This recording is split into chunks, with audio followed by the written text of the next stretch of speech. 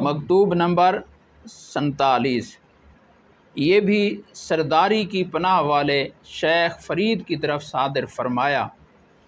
سابقہ صدی کی شکایت کے بیان میں، جس میں کہ کفار نے غلبہ حاصل کر لیا تھا اور اہل اسلام ذلیل اور بے قدر ہو گئے تھے، اور اس بات کی ترغیب میں کہ اگر ابتدائے بادشاہت میں دین کی ترویج اور اشاعت میسر آ جائے تو بہتر ہے، ایسا نہ ہو کہ کوئی خود گمراہ اور دوسروں کو گمراہ کرنے والا شخص درمیان میں آ کر اہل اسلام کے کارخانہ میں خلل ڈال دے اور سابقہ صدی کے رنگ میں رنگ دے۔ تو میرے حضرت دامت برکاتہم العالیہ اسی فکر کو آج کل بہت عام کر رہے ہیں کہ ہماری نیت جو ہے وہ اسلام کو غلبہ دینے کی ہے، کہ اسلام پوری دنیا پر غالب ہے۔ ایک غالب اسلام ایک نظام کا نام ہے، پوری زندگی انفرادی ہو یا اجتماعی ہو، کاروباری ہو یا تجارتی ہو، زراعت ہو، کوئی بھی ہو، حکومتی ہو، رعایا ہو، تو اسلام ان سب کے مجموعے کا نام ہے۔ تو لہذا وہ سارے کے سارے مسائل لوگ حل کریں اسلام کے مطابق، یہ اسلام کو غلبہ ہے۔ تو حضرت مجدد الفسانی رحمۃ اللہ علیہ نے یہ کام کیا ہے۔ تو حضرت کی اس وقت سوچ یہ ہے کہ ہم کم از کم نیت تو کر سکتے ہیں، اور کچھ نہیں کر سکتے۔ نماز بھی خود اپنی نماز بھی پڑھ رہے ہیں تو نیت یہ کریں کہ میں اس لیے پڑھ رہا ہوں تاکہ اس سے بھی غلبہ اسلام میں میرا ایک حصہ پڑ جائے، کہ میں نے اپنے اوپر تو کم از کم اسلام کو نافذ کرنا شروع کر دیا ہے۔ کسی بھی سنت پر عمل کریں تو اسی نیت سے کریں کہ یہ میں نے اپنے سے غلبہ اسلام کی ابتدا کر دی، اپنے آپ سے۔ اگر کسی اور پر بس چلتا ہے، اس کو ترغیب دے رہے ہیں، تو اس کی بھی یہی نیت کریں کہ میں نے اپنے ساتھیوں سے بھی غلبہ اسلام کی ابتدا کر دی ہے، کہ ان کو جو اسلام پر لگایا ہے وہ اسی نیت سے لگایا ہے۔ تو حضرت مجدد الفسانی رحمہ اللہ کا یہ مکتوب شریف بھی اسی رنگ، اسی عنوان کا ہے۔ دیکھیں کیا فرماتے: ثبتکم اللہ سبحانہ علی جادۃ آبائکم الکرام علی افضلہم سید الکونین اولا وعلی بواقیہم ثانیا الصلاۃ والسلام والتحیہ۔ دنیا جہان کے ساتھ بادشاہ کی نسبت ایسی ہے جیسا کہ بدن کے ساتھ دل کی نسبت۔ دل نہیں ہے تو بدن نہیں ہے، بادشاہ نہیں ہے تو دنیا جان نہیں ہے، کہ اگر دل اچھا اور درست ہے تو بدن بھی صحیح ہے، اور اگر دل خراب ہو جائے تو بدن بھی بیکار ہو جاتا ہے۔ بادشاہ کے درست اور بہتر ہونے میں جہان کی درستی اور بہتری ہے، اور اس کے بگڑنے پر جہان کا بگڑنا موقوف ہے۔ آپ جانتے ہیں کہ گزشتہ صدی میں اہل اسلام کے سر پر کیا کیا مصیبتیں گزری ہیں، یعنی یہ شاید اکبر کے دور کی طرف اشارہ ہے۔ گزشتہ صدیوں یعنی ابتدائی اسلام میں نہایت قلت اور غربت کے باوجود اہل اسلام کی خرابی اور تباہی بھی اس سے زیادہ نہیں ہوئی تھی کہ مسلمان اپنے دین پر اور کفار اپنے طریقے پر قائم تھے۔ یعنی یہ بالکل حضور صلی اللہ علیہ وسلم کا جو ابتدائی دور تھا، تو وہاں یہ نقصان تو ہوا کہ کافروں نے مسلمانوں پر ظلم کیے، ان کو جانی نقصان پہنچائے، لیکن یہ نقصان نہیں کر سکے کہ ان کو اپنے ایمان سے ہٹا دیں، اپنے دین ان کا خراب کر دیں، دین ان کو سے چھڑوا دیں۔ یہ نقصان وہ اس دور کے کفار نہیں کر سکے، باوجود چند گنتی کے مسلمان تھے۔ تو ابتدائی اسلام میں نہایت قلت اور غربت کے باوجود اہل اسلام کی خرابی اور تباہی بھی اس سے زیادہ نہیں ہوئی تھی کہ مسلمان اپنے دین پر اور کفار اپنے طریقے پر قائم تھے۔ آیت کریمہ میں ہے لکم دینکم ولی دین، کہ تمہارے لیے تمہارا دین اور میرے لیے میرا دین ہے۔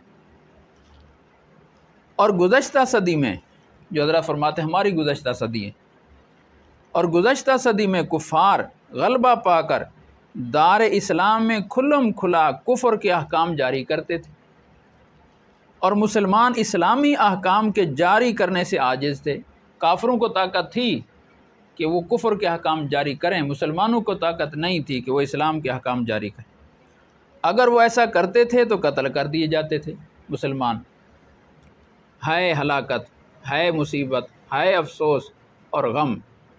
حق تعالیٰ کے محبوب حضرت محمد رسول اللہ صلی اللہ علیہ وسلم کی تصدیق کرنے والے تو ذلیل اور خوار تھے، اور آپ کے منکر لوگ عزت والے اور معتبر تھے۔ مسلمان زخمی دلوں کے ساتھ اسلام کی ماتم پرسی کرتے تھے، اور مخالف دشمن وہ ہنسی اور مذاق کے ساتھ ان کے زخموں پر نمک چھڑکتے تھے۔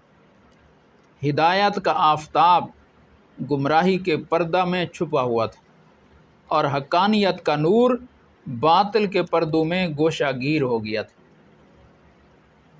تو یہ حال ہو گیا کہ اسلام مغلوب، معاذ اللہ مسلمان مغلوب ہو گئے، کفر کا راج ہو گیا۔ آج جب کہ دولت اسلام کی رکاوٹوں کے زوال کی خوشخبری اور بادشاہ اسلام کی تخت نشینی کی بشارت خاص اور عام کے کانوں تک پہنچ چکی ہے، تو اہل اسلام نے اپنے اوپر لازم کر لیا ہے کہ وہ بادشاہ کے معاون اور مددگار ہوں گے۔ الحمدللہ اللہ نے اب ہمیں یہ نعمت دے دی ہے کہ ہمارا حکمران خالص مسلمان حکمران آ گیا، اور اللہ نے اس کو حکومت دے دی ہے، تو پھر مسلمانوں نے بھی تہیہ کر لیا کہ ہم بھی اس کے معاون اور مددگار ہو جائیں گے، اور شریعت کے رواج دینے اور مذہب کو قوت پہنچانے میں اس کی رہنمائی کریں گے، تعاون بھی کریں گے، رہنمائی بھی کریں گے، خواہ یہ امداد دینا اور قوت پہنچانا زبان سے ہو سکے یا ہاتھوں سے میسر ہو۔ سب سے بڑھ کر امداد یہ ہے کہ کتاب و سنت اور اجماع امت کے مطابق مسائل شرعیہ کو بیان کیا جائے، یہ سب سے بڑی اس کی امداد ہے۔ قرآن پاک کے، سنت رسول اور اجماع امت کے مطابق اس کو مسائل کی رہنمائی کی جائے، اور کلامیہ عقائد کو ظاہر کیا جائے، یعنی جو مسلمانوں کے عقائد ہیں وہ صحیح عقائد ہیں وہ ظاہر کیے جائیں، تاکہ کوئی بدعتی اور گمراہ شخص درمیان میں آ کر راستے سے نہ ہٹا دے اور کام خراب نہ کر دے۔ اس قسم کی امداد علماء حقانی کے ساتھ مخصوص ہے، جو کہ آخرت کی طرف توجہ رکھتے ہیں۔ دنیا دار علماء جن کا مقصد کمینی دنیا حاصل کرنا ہے، ان کی صحبت زہر قاتل ہے، اور ان کا فساد متعدی ہے۔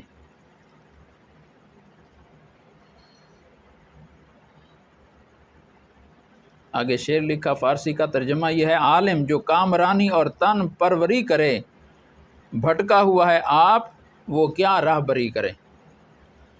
گزشتہ صدی میں جو بھی مصیبت اسلام اور اہل اسلام کے سر پر آئی ہے، وہ اسی جماعت کی بدبختی اور بے باکی کی وجہ سے تھی، یعنی ایسے ہی علماء کی وجہ سے خرابی پیدا ہوئی۔ یہی لوگ یعنی علماء سو بادشاہوں کو راہ راست سے بھٹکاتے تھے، گمراہی کا سبب بھی یہی لوگ بنے۔ 72 فرقے جنہوں نے گمراہی کا راستہ اختیار کیا ہے، ان سب کے مقتدا اور پیشوا یہی برے علماء ہی تو ہیں۔ 72 فرقے عام آدمی تو نہیں بنا سکتے۔ بہت کم لوگ ہیں جو علماء کے بغیر گمراہ ہوئے ہیں، ویسے گمراہ ہو گئے، یعنی جو بھی آیا ہے وہ علماء کے رنگ میں آیا ہے اور اس سے لوگوں کو گمراہ کیا، اور ان کی گمراہی کا اثر دوسرے لوگوں تک پہنچا ہو ایسا کم ہے جو عالم نہ ہو۔ اور اس زمانے کی اکثر صوفی نما جاہل لوگ علماء سو کا بھی حکم رکھتے ہیں، یعنی جو جاہل صوفیاء بیٹھے ہیں وہ بھی علماء سو ہیں، اور وہ بھی لوگوں کو گمراہ کر رہے ہیں۔ ان کا فساد بھی متعدی ہے، اور ظاہر ہے کہ اگر کوئی شخص امداد کی طاقت کے باوجود کسی قسم کی مدد میں بھی کمی کرے، یعنی اگر ایک صحیح العقیدہ عالم اللہ والا بادشاہ کی امداد کر سکتا ہے اور طاقت رکھتا ہے، لیکن پھر کمی کرتا ہے اور اسلام کے کارخانے میں خلل واقع ہو جائے، تو وہ امداد میں کوتاہی کرنے والا شخص معتوب یعنی سزا کا مستحق ہوگا، وہ بھی مجرم ہوگا کہ اگر وہ امداد کر سکتا تھا تو اس نے ایسے موقع پر کیوں نہیں کی۔ اس لیے یہ کم سرمایہ حقیر فقیر بھی چاہتا ہے کہ اپنے آپ کو دولت اسلام کے مددگاروں کے گروہ میں داخل کریں۔ تو میں بھی جو آپ کو خط لکھ رہا ہوں وہ بھی صرف اس لیے کہ چلو ہاتھ سے نہیں، اس رہنمائی کے ذریعے سے میں بھی بادشاہ کی مدد کر سکتا ہوں آپ کے واسطے سے، تو یہ میری مدد کرنا یہ میری ذمہ داری ہے، نہیں کروں گا تو میں مجرم ہوگا۔ اور اس بارے میں کوشش کروں، من کسرا سواد قوم فہو منہم، حدیث پاک ہے کہ جس نے کسی قوم کی جمعیت کو زیادہ کیا تو وہ بھی انہی میں سے ہوگا۔ اس حدیث کے موافق امید ہے کہ اس بے استطاعت کو بھی اس بزرگ جماعت میں داخل کر لیں گے۔ یہ فقیر اپنے آپ کو اس بڑھیا کی طرح خیال کرتا ہے جس نے اپنے تھوڑا سا سوت لے کر حضرت یوسف علی نبینا و علیہ الصلاۃ والسلام کے خریداروں کے سلسلہ میں شامل کر لیا تھا۔ انشاءاللہ العزیز جلد ہی یہ فقیر حاضر خدمت ہونے کے شرف سے بھی مشرف ہوگا۔ بالمشافہ بھی یہ باتیں میں عرض کروں گا، خط کے ذریعے بھی۔ آن جناب کی بزرگ ذات سے توقع ہے کہ جب حق سبحانہ و تعالی نے آپ کو ذاتی طاقت اور قوت اور بادشاہ کا قرب پورے طور پر عطا فرمایا ہے تو حضرت محمد مصطفیٰ علیہ وعلی آلہ من الصلوات افضلھا ومن التسلیمات اکملھا کی شریعت کے رواج دینے میں خلوت اور جلوت اور ظاہر اور باطن میں کوشش کرتے رہیں گے اور مسلمانوں کو ذلت اور پستی سے نکالیں گے۔ یعنی یہ بادشاہ کے خاص وزیر ہیں، تو اس لیے حضرت نے محنت یہی کی کہ بادشاہ کے جتنے مقربین تھے ان سب پر محنت کر کے ان کا ذہن پہلے سیدھا کیا، صاف کیا، اور پھر ان کے ذریعے سے بادشاہ کو بات سمجھائی کہ اللہ نے حکومت دی ہے تو حکومت وہ عزت، شہرت، مال، جاہ ان چیزوں کے حاصل کرنے کے لیے نہیں ہے۔ اللہ کی طرف سے حکومت کا ملنا ایک امانت کا ملنا ہے، ایک مقصد کے لیے اللہ نے ایک امانت تمہارے سپرد کی ہے، اور وہ امانت کیا ہے؟ وہ ہے خلیفۃ اللہ ہونا، کہ بادشاہ اللہ کا نائب ہے، خلیفہ ہے، احکام اللہ تعالیٰ کے ہوں گے، جاری اس کو بادشاہ کرے گا، بادشاہ اپنی مرضی نہیں چلائے گا۔ خلیفہ ہونے کا معنی بس یہی ہے۔ تو یہ بات اگر بادشاہ کو سمجھ آ جائے تو وہ بھی کامیاب ہے، مسلمان بھی کامیاب ہے۔ اس رقعہ نیاز کا حامل مولانا حامد کا وظیفہ سرکار بلند اقبال سے مقرر ہے۔ آگے کوئی سفارش لکھ رہے ہیں، گزشتہ سال حاضر ہو کر اس نے حضور سے حاصل کر لیا تھا، اس سال بھی امیدوار ہو کر حاضر ہو رہا ہے۔ حق تعالی سبحانہ آپ کو حقیقی اور مجازی دولت میسر فرمائے، آمین۔ یہ ہے کہ اللہ تعالیٰ نے جو بھی کو منصب دیا ہے کسی بھی اعتبار سے، اپنے اس منصب کی جو بھی طاقت ہے اس طاقت کو ترویج شریعت میں صرف کر دیں، کہ شریعت کے پھیلانے میں، کہ میرا جو بھی اثر رسوخ ہے دنیاوی اعتبار سے، گھر والوں پر ہے، ساتھیوں پر ہے، محلے والوں پر ہے، شہر والوں پر ہے، پورے ملک پر ہے، جس پر بھی میرا اثر چلتا ہے میں اس کو استعمال کروں شریعت، ترویج شریعت کے لیے، غلبہ دین کے لیے۔ اس عجیب جملہ فرمایا حضرت نے گزشتہ بیان میں، اور یہ جملہ فرماتے ہوئے حضرت کا چہرہ بدل گیا، یہ فقیر سمجھ گیا کہ حضرت کچھ فرمانا چاہ رہے ہیں، کہ حضرت فرمایا کہ یہ سوچ کہ دین غالب آ جائے جس انداز سے بھی، جو میں اب بات کر رہا ہوں، حضرت فرمایا کہ اس صدی میں یہ سوچ لے کر جو اٹھ رہا ہے وہ اس صدی کا مجدد ہے۔ حضرت نے یہ فرمایا، اور پھر حضرت کے چہرے پہ تھوڑے سے اثرات ہے۔ اس کا معنی ہے کہ حضرت نے اشارہ فرمایا اپنی اس حیثیت کی طرف، کہ اللہ تعالیٰ نے یہ جو اس فقیر کو ایک سوچ اور اس سوچ کی تڑپ اور اس کو آگے لوگوں میں پھیلانے کی یہ توفیق دی ہے، تو یہ فکر رکھنے والا شخص یہ اس صدی کا مجدد، یہ صدی کا مجدد۔